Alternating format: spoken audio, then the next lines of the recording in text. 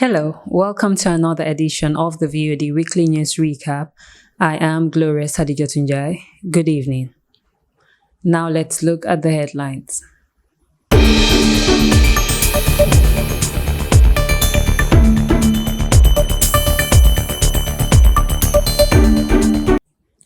World Bank holds midterm review on the achievements in the Gambia health sector 2020 to 2023. NAWEC unveils new water and electricity prices. Health Minister responds to National Assembly Health Committee's report on Aki.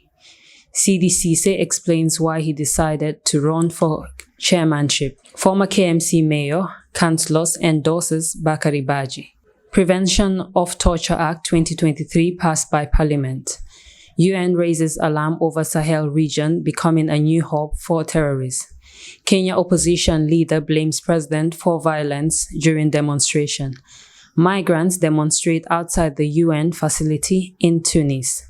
UN votes to ask World Court to rule on country's climate duties.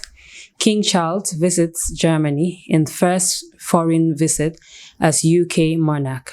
No impurity for migrant detention center fire, Mexico president. Those were the headlines. Now let's look at the news in details.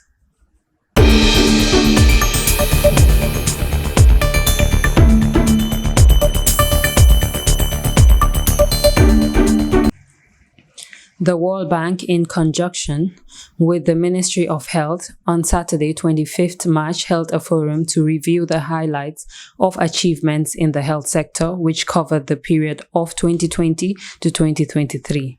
The review was held at the Sadao Dajawara Conference Center, which attracted a large crowd from different sectors and was attended by high dignitaries, which include ministers, members of the diplomatic corps, and the UN system representative.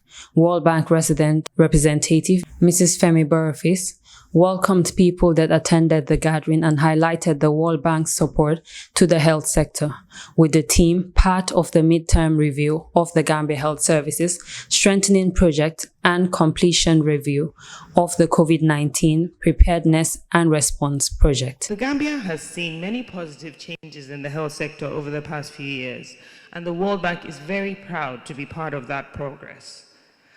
We have been working with the government, really, we ramped up our efforts from the beginning of the pandemic. Actually, our COVID-19 project was one of the first projects in the World Bank across the globe.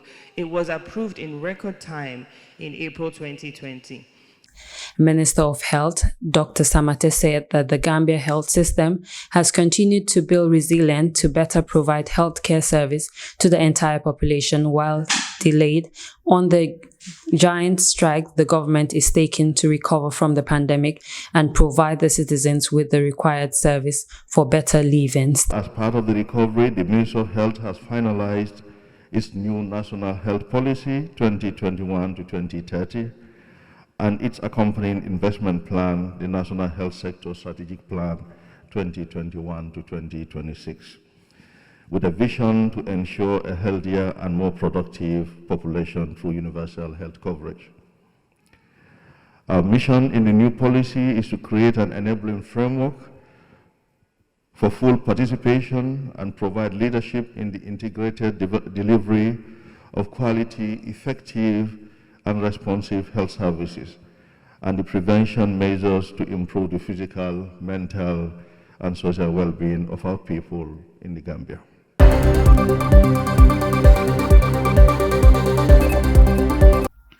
Gambians will start paying more on both water and electricity as the National Water and Electricity Company, NAWEC, announces the increment of new tariffs taking effect on 10th April. NAWEC has increased the domestic water tariff of 0 to 10 cubic meters from $5 is 50 bututs to $6 is 48 bututs. The new tariff announced by NAWEC would be effective from April 10, 2023.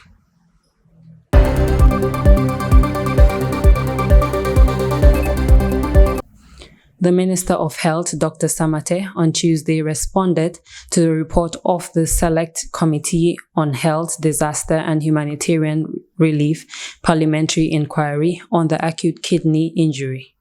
The Select Committee, cognizant of its constitutional and parliamentary mandate by a resolution of the Assembly, initiated a parliamentary inquiry into the matter of the arcade with a view of unearthing the truth and circumstances surrounding the unfortunate incident and to advise the Assembly accordingly. Based on the findings of the Select Committee's investigation on the issue, amongst children, recommendations were submitted for due consideration by the August Assembly. The committee asked the Minister of Health and Medical Control Agency to ensure that all medicines brought into the country are registered and listed. In response to the committee's reports, the minister said registration of all medicines in a continuous work in progress and MCA will strengthen it. The committee further asked for MCA to blacklist made-in pharmaceutical products and ban all their products in the Gambian market. That MCA must increase background checks on companies from which pharmacies or importers buy medicines. In doing this, on-site visit to the manufacturing drug companies should be done by MCA before granting permit to any importer. Our response is MCA is working on operationalization of the good manufacturing GMP inspections and is engaging organizations for pre-shipment inspection to start by April 2023. The minister told the parliamentarians that MCA has banned all made-in products since October 2022 and that the ban will continue, he emphasized. The committee also asked the government to strengthen MCA's capacity with the needed financial aid, infrastructure and human resources for more effective and efficient implementation of its regulatory functions.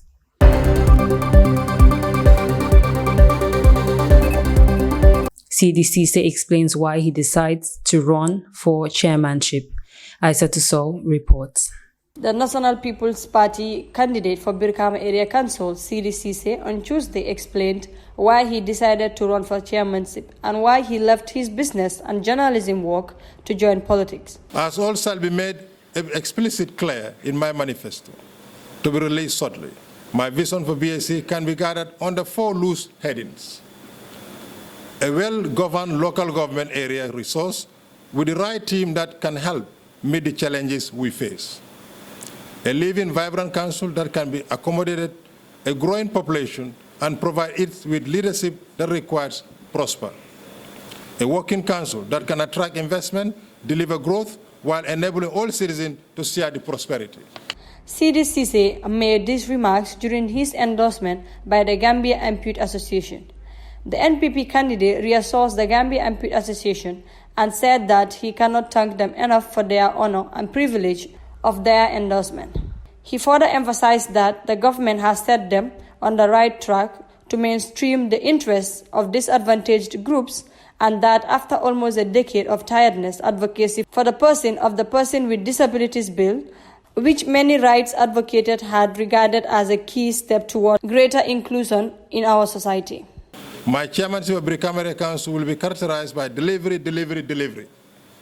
For everyone, we are not going to choose and pick. Everybody. As a council, our resources are limited, but this is where I am called upon to be resourceful. We'll work for support for the mixture of private, voluntary, and public sector funders, working collaboratively with them to expand opportunity for youths, women, groups that have been neglected for a long time. Haddijatou reporting for VOD.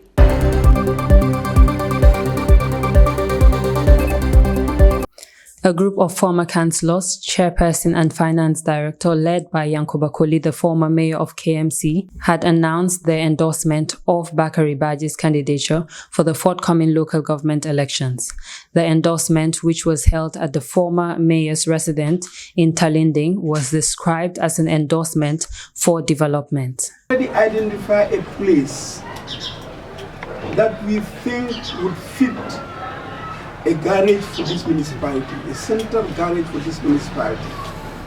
We've even asked our district our engineers to go and survey the place. We will not talk about the place right now. I'll not tell you where. They further expressed optimism that the National People's Party NPP chosen candidate will overcome incumbent Talib Bensouda of the opposition United Democratic Party UDP in the forthcoming local government elections. According to the group, the Youth and Sport Minister, if elected, will lead the council to the development aspiration of its people. Bakari Baji thanked them and said that their endorsement really makes him feel humble, as they are all his elders that he have worked with at the time he was the youngest in the council in 2008, when he was nominated by the mayor, which he served alongside all these people from the team. He further stated that the former mayor had a very strong support base and that anyone who have ever served any public office where they are elected means that they are loved by their people and command respect. I served alongside all of these great people for a term, and of course some of them came back in their second term, that time that I was not there, but we did follow all the projects and all the development that they brought to the municipality and all the good work that they have done. So for them to gather here today to give an endorsement to my candidacy is something that I am very proud of, in the sense that it could have been anyone else. It could have been another candidate. Some of them come from parties. It could have been a candidate that maybe a party wants to put up, but here they are endorsing me and ready to support.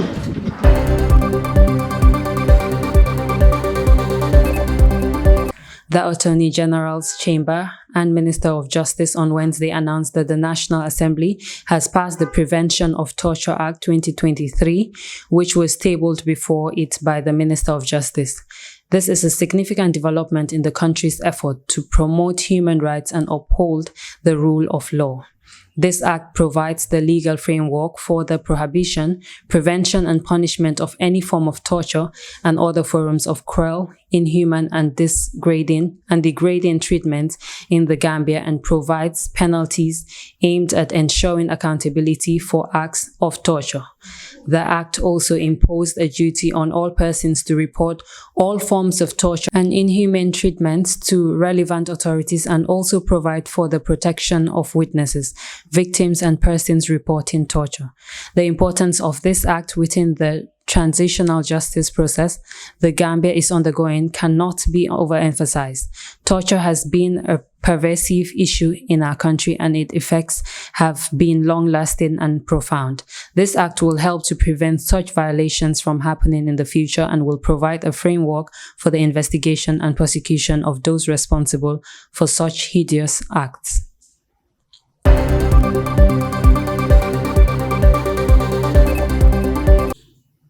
Now let's look at the news across our borders.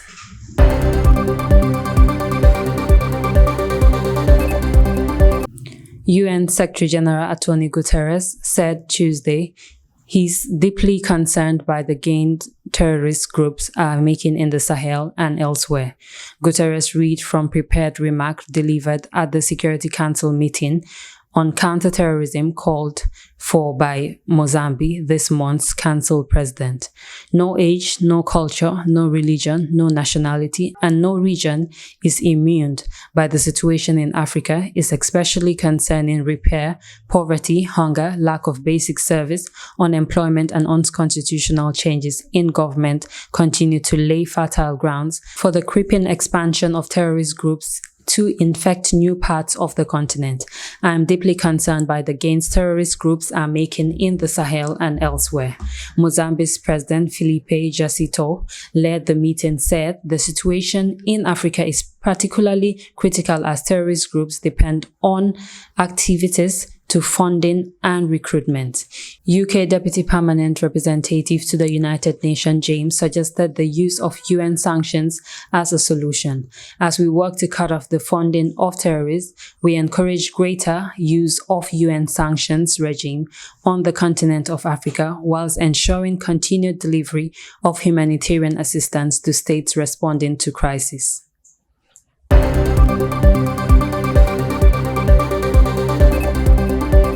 Kenya's opposition leader blames president of violence during demonstration.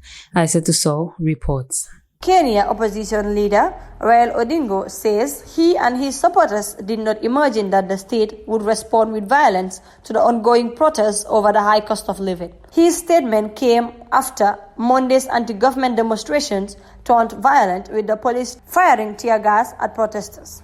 The veteran politician has called for regular protests every Monday and Thursday, accusing President William Ruto of stealing last year's election and of failing to control the surging prices. Hundreds of looters descended on former President Kenyatta's farm on the outstring of Namibia, stealing ships and cutting trees before setting a section of the property on fire. Kenyatta backed Odinga's candidacy in last year's presidential poll after failing out with Ruto, who had been his deputy president. Gangs also targeted Odinga's gas company in the capital. The violence has sparked concern among Kenyans, who have already grappled with skyrocketing inflation and a job crisis. Many are struggling to put food on their table, battling high prices of basic goods as well as plugging local currency and a record drought that has left millions hungry. How does Ruto go to Germany and talk about attracting German foreign investors to Kenya, knowing very well that back at home he has put in place machineries for vicious attacks on local investments, Odinga says. After Monday's violent protests,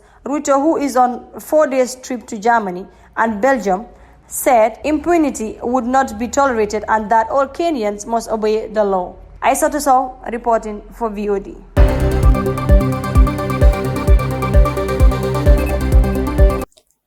More than 100 migrants and asylum seekers gathered outside a United Nations building in Tunis on Wednesday, demanding they be repatriated or transferred to another country because of the harassment they say they have suffered in Tunisia.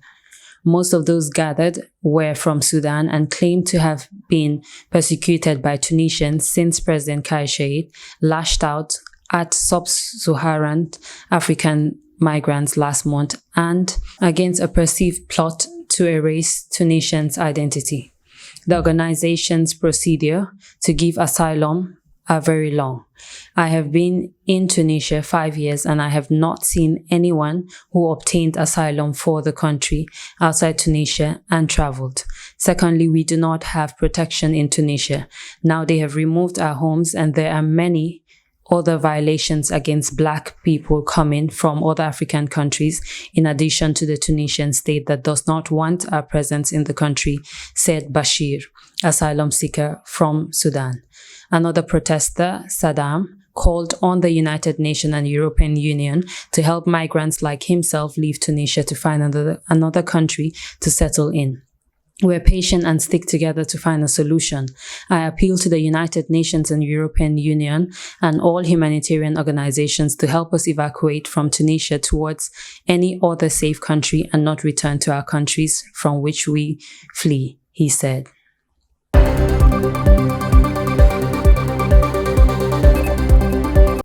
Now let's look at the international news in details.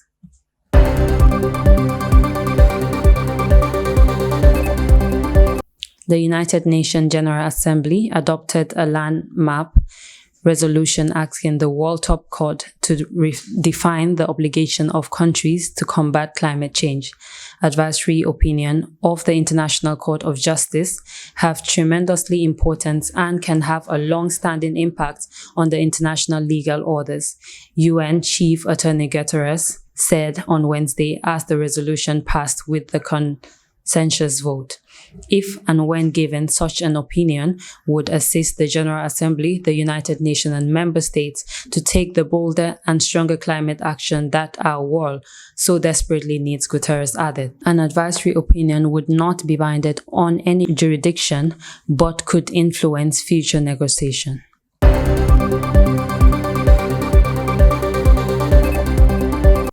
King Charles visits Germany in first foreign visit as UK monarch. Haddijatou Njie reports.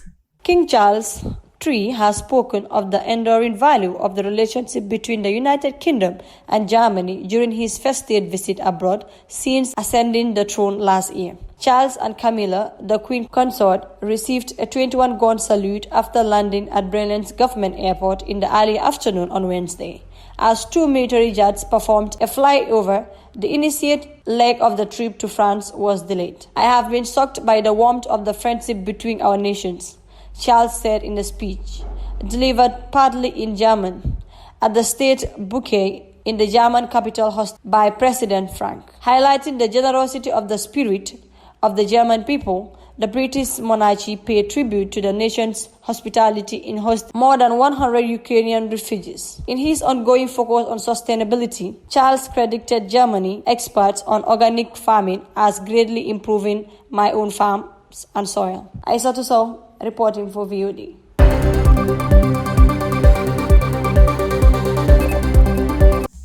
Mexican President Andrés Manuel López has pledged there will be no impurities for those responsible for a fire at the detention center that left dozens of migrants dead, as rights groups demand answers and call for accountability for this week's fatal blaze.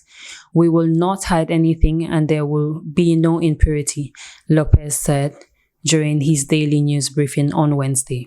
Those found to have been responsible for causing this painful tragedy will be punished in conformity with the law, the Mexican leader said. The fire broke out late on Monday at the detention facility, a city in northern Mexico across the United States border from El Paso, Texas. At least 38 migrants were killed and more than 2,000 others were injured in the tragedy, which rights advocates have said highlighted the growing restriction U.S.-born asylum seekers face at the country's southern border with Mexico.